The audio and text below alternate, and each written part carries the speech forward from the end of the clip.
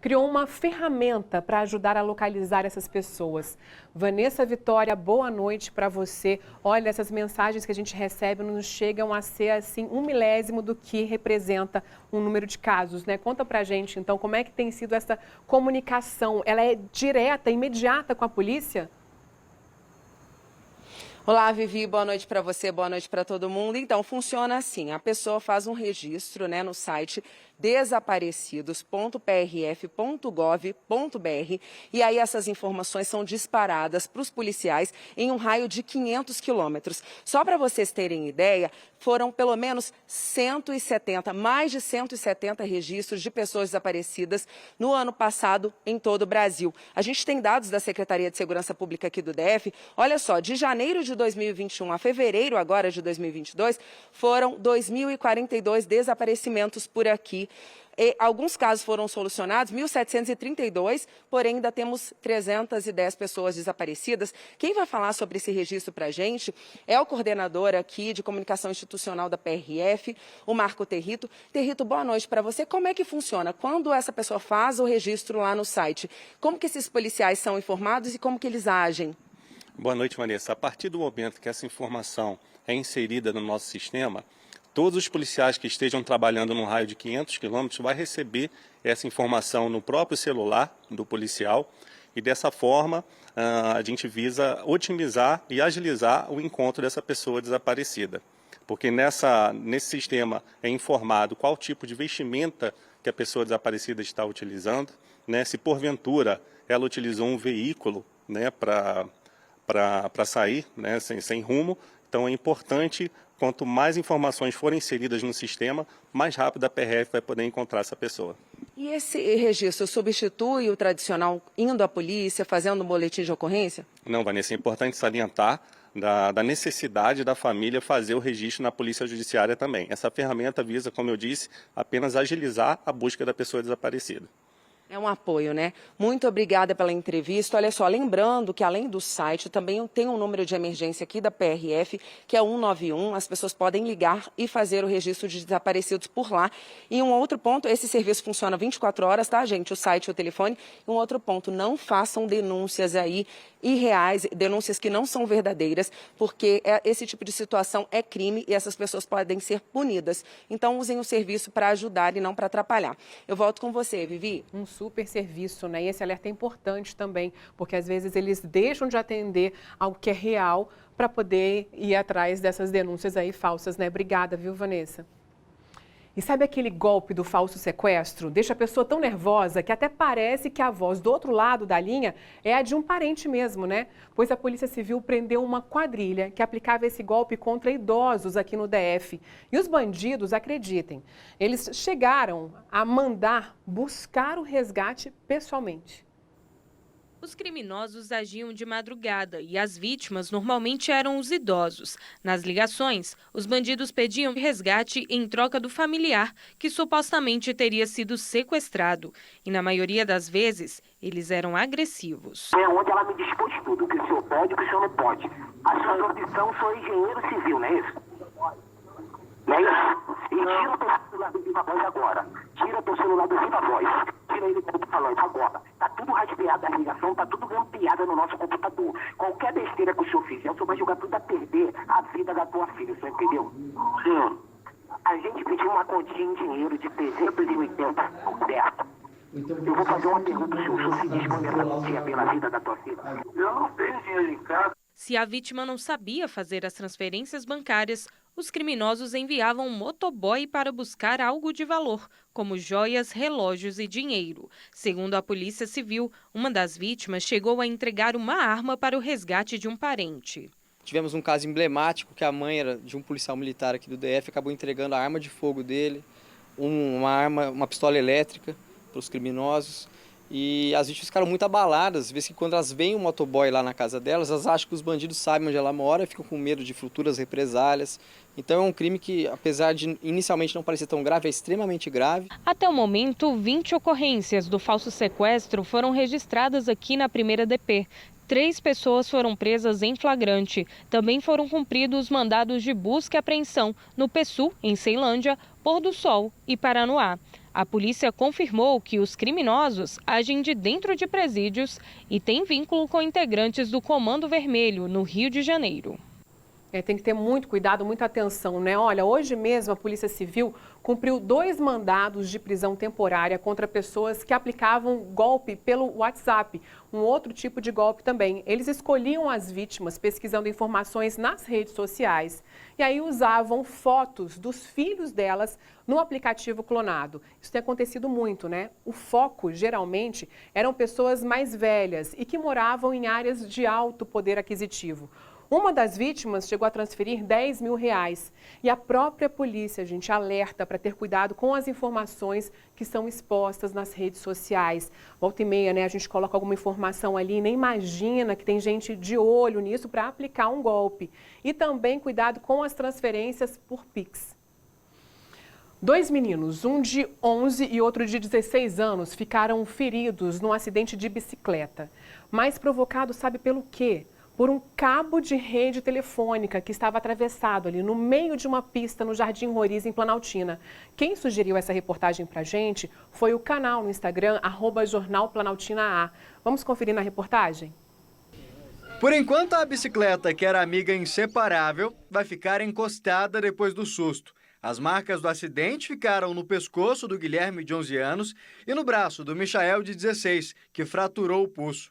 Uma câmera de segurança registrou a queda. A imagem impressiona pela violência em que os meninos são arremessados. O medo do Michael era um dia ser atropelado, mas nunca imaginou que se machucaria dessa forma. O acidente aconteceu nessa rua. Os meninos aproveitaram que no dia não tinha esse tráfego de veículos para brincar com as bicicletas. Mas quando chegaram nesse ponto aqui, se depararam com um fio atravessado de um lado ao outro.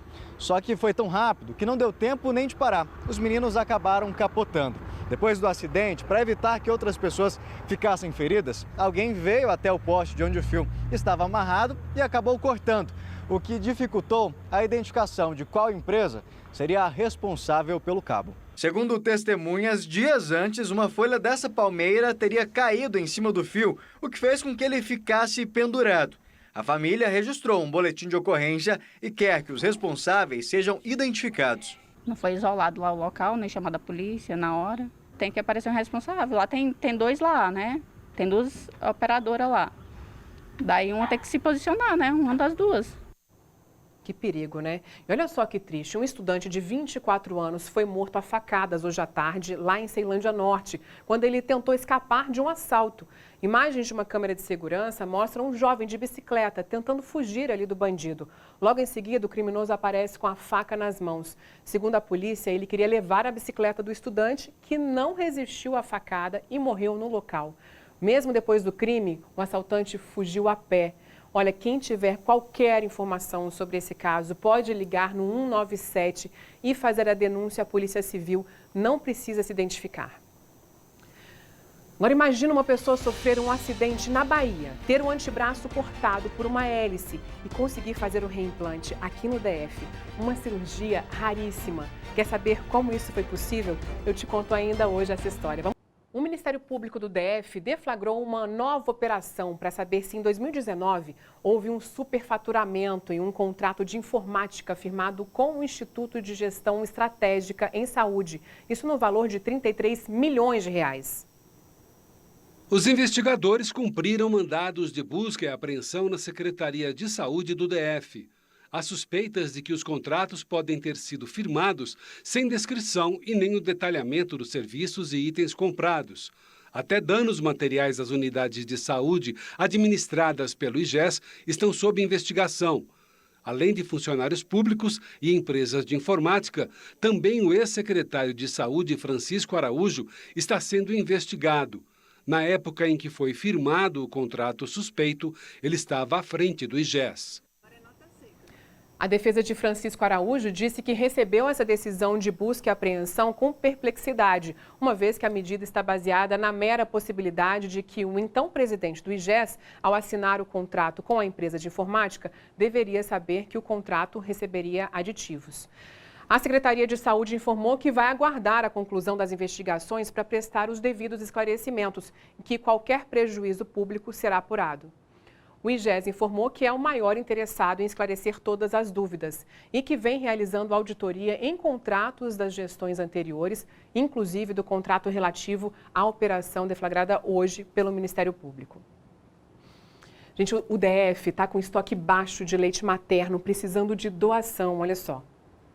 O banco precisa, em média, de 1.500 litros de leite materno por mês, mas desde outubro do ano passado, essa meta não é alcançada. Mês passado, por exemplo, o banco tinha pouco mais de 1.000 litros para alimentar 1.066 bebês internados nos hospitais do DF. Quando eu descobri que estava baixo o estoque no banco de leite, eu liguei, me cadastrei e aqui, ó, já comecei a fazer a minha reserva. Que legal, vamos ajudar também como ela, né? Olha, toda mulher que estiver amamentando pode ser uma doadora, lembrando aqui para vocês, né? Então, basta ligar para o número 160, opção 4 e fazer o cadastro. E nem é preciso sair de casa, viu? Uma equipe do Corpo de Bombeiros vai até lá na sua casa para buscar o leite doado. Agora, escuta só, está procurando um curso de qualificação profissional na área de tecnologia? É uma boa para valorizar o currículo e garantir uma vaga no mercado de trabalho, né? Então, olha só essa dica. A Secretaria de Tecnologia e Inovação e a FAP, que é a Fundação de Apoio à Pesquisa, abriram inscrições para 11.730 vagas em cursos de qualificação e de aperfeiçoamento profissional, em áreas como automotiva, eletroeletrônica, tecnologia de informação e telecomunicações. E é de graça, gente. As inscrições devem ser feitas pelo site cursos.senaidf.org.br. Isso até o dia 15 de julho ou enquanto houver vagas. Então, se você tiver ficado interessado, já procure entrar lá logo e fazer a sua inscrição. E os estudantes universitários já podem se programar para este ano e janeiro de 2023 também, a família toda, né? É que a UNB soltou o calendário com as datas prováveis dos processos seletivos do período. Segundo a Direção de Ensino de Graduação da Universidade de Brasília, o calendário foi elaborado para que as datas não coincidam com os outros vestibulares. As provas do vestibular de 2023, por exemplo, estão previstas para os dias 26 e 27 de novembro deste ano.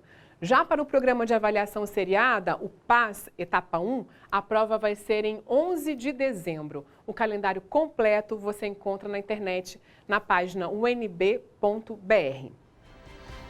Olha, depois do intervalo, é bem rapidinho, você vai conhecer o Tomé.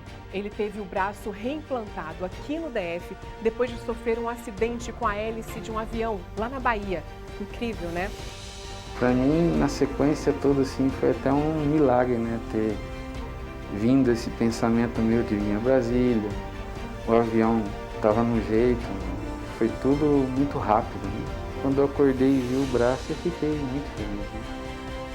E já com uma semana eu já consigo movimentar um pouco os dedos. Muito boa essa história, gente. Eu vou contar para vocês como é incrível. Logo, o Ministério da Saúde divulgou quando vai ser a próxima vacinação contra a gripe, que já inclui dessa vez a proteção contra H3N2, aquela variante da influenza que deixou muita gente gripada no início do ano, né? O primeiro grupo a ser vacinado é o de idosos e profissionais de saúde, anota aí, a partir do dia 4 de abril. A meta é imunizar 76 milhões de pessoas até junho, que é quando começa o inverno. Um piloto sofreu um acidente quando tentava arrumar a hélice do avião que usava para trabalhar. Ele veio às pressas da Bahia para Brasília e conseguiu ter o antebraço reimplantado em um hospital particular, numa cirurgia raríssima. A própria Secretaria de Saúde disse que na rede pública nunca houve um caso como esse aqui no DF. Como foi esse processo? O que fazer em situações como essa? A repórter Vanessa Vitória foi entender e conta pra gente. Tomé, 54 anos, um apaixonado pela aviação desde criança.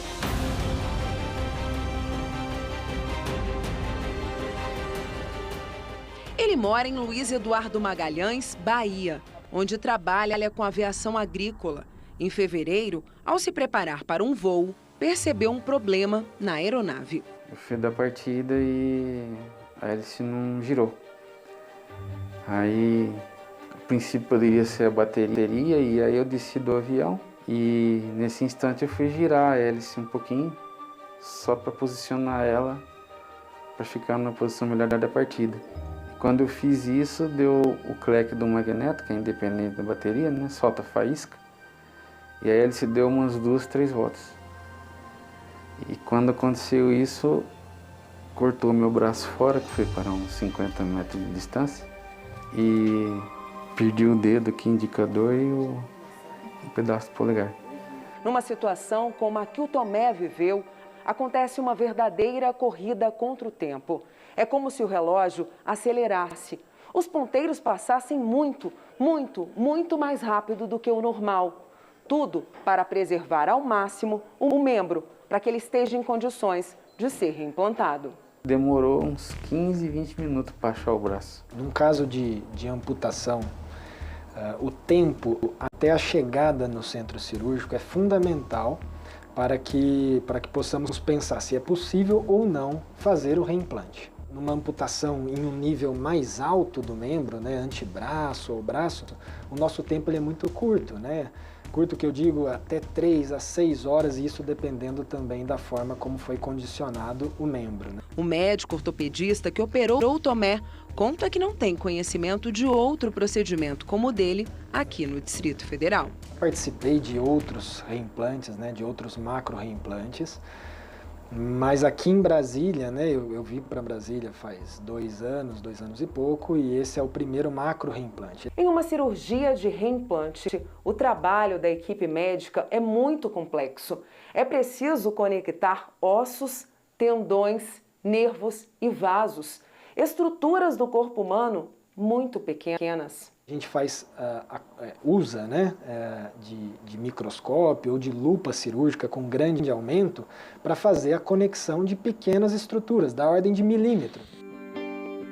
No caso do Tomé, foram 33 dias de internação. Para ele, do momento do acidente, a ajuda dos amigos e a escolha por Brasília, nada foi por acaso.